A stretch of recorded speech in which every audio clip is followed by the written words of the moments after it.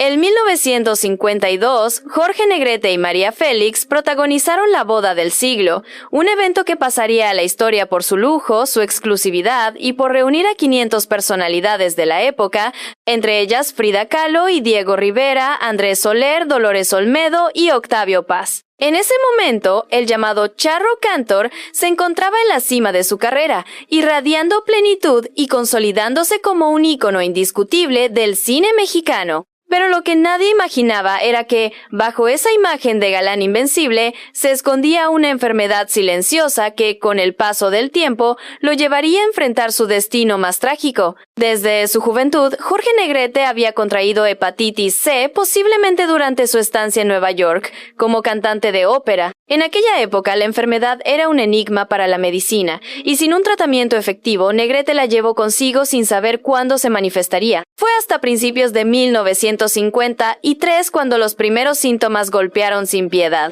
La inflamación de su hígado lo llevó a ser hospitalizado por 3 semanas, cuando su abdomen comenzó a hincharse de manera alarmante debido a la acumulación de líquido. Los médicos actuaron de inmediato, y tras una delicada intervención, lograron estabilizarlo. Contra todo pronóstico, el actor volvió rápidamente a su rutina laboral, ignorando las señales de su propio cuerpo. Pero el destino aún tenía preparado un golpe aún más brutal. En noviembre de ese mismo año, Negrete viajó a Los Ángeles, California, para preparar su próximo gran proyecto actoral. Todo parecía marchar bien hasta la noche en que asistió a una pelea del boxeador mexicano Raúl Ratón Macías. Fue en medio del clímax del combate cuando algo aterrador sucedió. Una de sus varices en el esófago estalló. El Charro Cantor comenzó a vomitar sangre en medio de la multitud. La escena fue dantesca. De inmediato, lo trasladaron al hospital, donde los médicos descubrieron que la presión en su hígado estaba provocando una peligrosa hemorragia interna. Negrete, con la entereza que lo caracterizaba, ordenó a su hermano David Negrete y a su médico personal José Jaén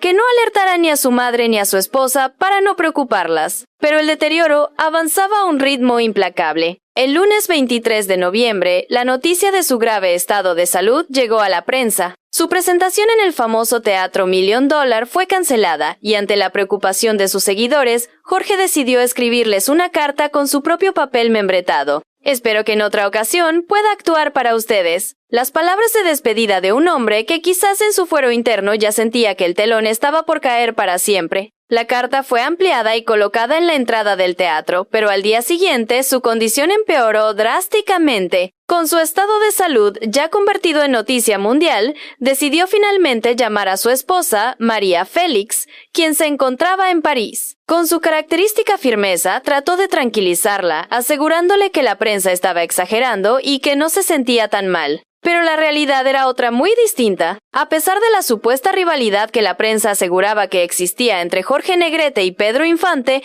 este último decidió visitarlo en el hospital. En un gesto conmovedor, le llevó un tren eléctrico como regalo, y juntos lo armaron en su habitación, tratando de olvidar por un instante la sombra de la enfermedad. Sin embargo, la lucha de Negrete contra la muerte parecía estar llegando a su límite. Los médicos, desesperados por un milagro, le pidieron a María Félix que viajara de inmediato a Los Ángeles. La diva no lo dudó ni un segundo y llegó al hospital el 28 de noviembre. En cuanto entró a la habitación, intentó sacarlo de su letargo gritándole con fuerza: ¡Jorge, salúdame! Con gran esfuerzo, el actor entreabrió los ojos, la miró y con una leve sonrisa le dijo: «Te saliste con la tuya, te dije que no vinieras, si no tengo nada, ¿no lo ves?». Pero su cuerpo contaba otra historia. Sabiendo que su final estaba cerca, hizo una última petición: ver a su hija Diana, fruto de su matrimonio con Elisa Christie. Sin embargo, su exesposa se negó a que la niña lo viera en ese estado. Pocas horas después, sufrió una nueva hemorragia.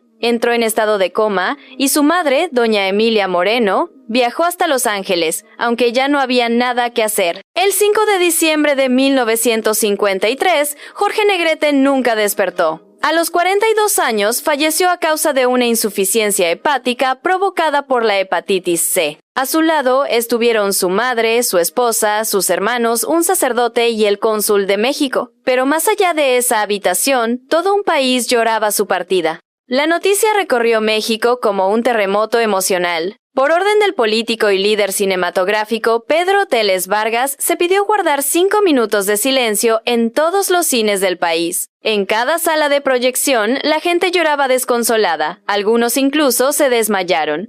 Otros salieron corriendo de las salas gritando de dolor, como si hubieran perdido a un familiar cercano. El presidente de México, Adolfo Ruiz Cortines, decretó luto nacional y ordenó que su cuerpo fuera trasladado en un avión del gobierno federal, perteneciente a la Secretaría de Agricultura. El Palacio de Bellas Artes se convirtió en el último gran escenario del charro cantor. Su ataúd, cubierto con la bandera nacional, fue recibido por más de 0 personas en el aeropuerto de la Ciudad de México, y una multitud aún mayor lo siguió en su recorrido por las principales calles de la capital. El Teatro de la Asociación de Actores, donde se rindió un homenaje en su honor, cambió su nombre por el de Jorge Negrete. Entre lágrimas, María Félix finalmente rompió en llanto frente a todos. Incluso Mario Moreno Cantinflas, con quien tuvo diferencias en vida, asistió al funeral, junto con Pedro Infante, Elsa Aguirre, los hermanos Soler, Pedro Vargas y muchas otras estrellas de la época. Durante 2 días y 2 noches, miles de admiradores desfilaron ante su ataúd. Uno de ellos, consumido por la tristeza, permaneció de pie por horas a su lado, hasta que la policía tuvo que pedirle que se retirara, pues su presencia incomodaba a los demás. Finalmente, su cuerpo no llegaría al Palacio de Bellas Artes, pero miles de fanáticos y público en general bordearon las calles del trayecto desde el teatro hasta el Panteón Jardín, donde los restos del cantautor fueron sepultados. Durante semanas continuaron los homenajes en la radio y en las salas de cine, pues, a pesar de su partida, el legado de quien fue considerado uno de los cantantes y actores más famosos de la época de oro del cine mexicano continuaría vivo a través de los años. Para entender la enorme huella que dejó en la industria del espectáculo, es necesario repasar todo lo que lo llevó a alcanzar el éxito y a ser tan reconocido en muy poco tiempo, ganándose el cariño de todo un país. Los inicios de Jorge Negrete. Jorge Alberto Negrete Moreno nació el 30 de noviembre de 1911 en Guanajuato, México. Su padre participó en la Revolución Mexicana y se retiró en 1921, lo que llevó a la familia a mudarse a la Ciudad de México. Allí, su padre dejó la vida militar y se dedicó a la docencia en el mismo colegio donde inscribió a Jorge, quien recibió una educación privilegiada. Desde muy pequeño aprendió alemán, inglés, francés, italiano y sueco. A los 16 años ingresó al colegio militar y se graduó como teniente de caballería y administración del ejército mexicano en 1930. Fue nombrado capitán segundo y continuó estudios militares en París y Roma, mientras en paralelo tomaba clases de canto. A su regreso a México, a los 20 años, ya demostraba su talento musical en emisoras de radio y revistas musicales, grabando óperas desde 1932 e incluso presentándose en teatros de talla mundial en 1937. El ascenso a la fama. Canciones como La Feria de las Flores, Jalisco, Allá en el Rancho Grande y Las Mañanitas lo convirtieron en uno de los mejores cantantes de su época. Estos temas incluso pasaron a formar parte de la cultura popular mexicana. Además, fundó un sindicato de trabajadores cinematográficos en México y anexó la Asociación Nacional de Actores, ANDA, para exigir mejores contratos y defender los derechos actorales. Sin embargo, tuvo que enfrentarse a un grave conflicto sindical, en el que tomó las instalaciones de foros y estudios de cine, resistiendo durante días el acoso de grupos armados enviados por sus opositores. Con el inicio de la Segunda Guerra Mundial en 1940, intentó alistarse en el ejército estadounidense, pero no se lo permitieron. Ese mismo año contrajo matrimonio con Elisa Christie, pero la unión fue breve. Al enterarse de que él se había enamorado de otra mujer, Elisa exigió el divorcio, aunque ya estaba embarazada de la única hija del actor, Diana Negrete. Su vida amorosa y conflictos. Negrete inició una relación con la actriz Gloria Marín, con quien protagonizó varias películas. Sin embargo, en una ocasión, su papel protagónico junto a Marín fue eclipsado por el debut de María Félix en El Peñón de las Ánimas, lo que generó un conflicto entre ambos actores.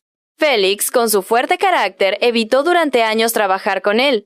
En 1952, el actor se vio envuelto en una polémica con la actriz Leticia Palma, quien fue demandada por incumplimiento de contrato y robó un documento del sindicato para borrar la evidencia. Cuando Negrete, como líder de la Asociación de Actores, la enfrentó, ella lo denunció por presuntamente atentar contra su vida y maltratarla. Sin embargo, la mayoría de los miembros del sindicato defendieron a Negrete. Entre los pocos que apoyaron a Palma estuvo Mario Moreno Cantinflas, lo que generó una enemistad entre ambos hasta la muerte del actor. Finalmente, Palma fue vetada del cine y expulsada del sindicato, lo que la dejó sin oportunidades laborales. Se crearon campañas en su contra en la prensa, asegurando que solo cantaba rancheras por fama y que despreciaba el género. También se sugirió que su éxito se debía a que provenía de una familia adinerada. Su personalidad y presencia escénica le dieron una reputación de arrogante, lo que, según se dice, llevó a Pedro Infante a evitar trabajar con él por el choque de personalidades. Su última etapa y legado: en 1953, Jorge Negrete comenzó a sufrir síntomas de la hepatitis C que había contraído años atrás. Aunque pasó meses sin presentar secuelas, a finales de ese año sufrió una grave recaída mientras estaba en Los Ángeles, fue hospitalizado y cayó en estado de coma, del que nunca despertó. El 5 de diciembre de 1953 falleció, dejando un vacío en la industria cinematográfica mexicana. A pesar de su partida prematura, su legado sigue vivo. Recordado como el Charro Inmortal, Jorge Negrete dejó una marca imborrable en la música y el cine mexicano.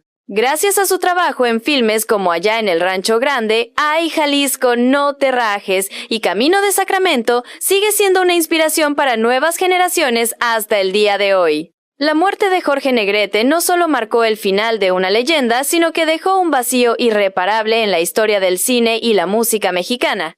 Su voz, su legado y su inigualable porte siguen vivos en la memoria de México.